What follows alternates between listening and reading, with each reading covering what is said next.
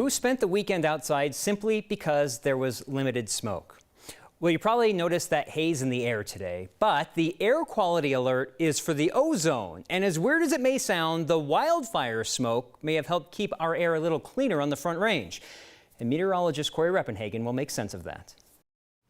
The view of the foothills is getting covered back up by western wildfire smoke, but the air quality index is holding at moderate levels Monday evening. It's a strange atmospheric setup where the wildfire smoke may have helped improve our air quality on the Front Range. It prevented some ozone pollution from being formed by blocking some of the sunlight. The wildfire smoke itself wasn't thick enough to warrant an air quality alert on Monday. Most of it was also high up in the atmosphere, away from the air quality sensors. So the PM 2.5, which is the measurement of wildfire smoke, has only made it up to 57 so far. That's in the moderate range, which is considered unhealthy for very sensitive people. An air quality alert is issued when the air quality index is forecast to break 100. At 4 p.m. Monday, an alert was issued for ozone, which could have been even worse if it wasn't for the smoke blocking some of the solar radiation. It's the sunlight that creates ozone pollution by baking other pollutants like nitrogen oxides and volatile organic compounds. Monday would have been a classic high ozone day with temperatures in the 90s for several hours and very few clouds in the sky, if it weren't for the smoke. Similar days this summer have produced ozone levels in the 130 to 140 range. So far, it has stayed below 100, but will likely break that during the newscast or shortly after. Meteorologist Corey Reppenhagen for Next.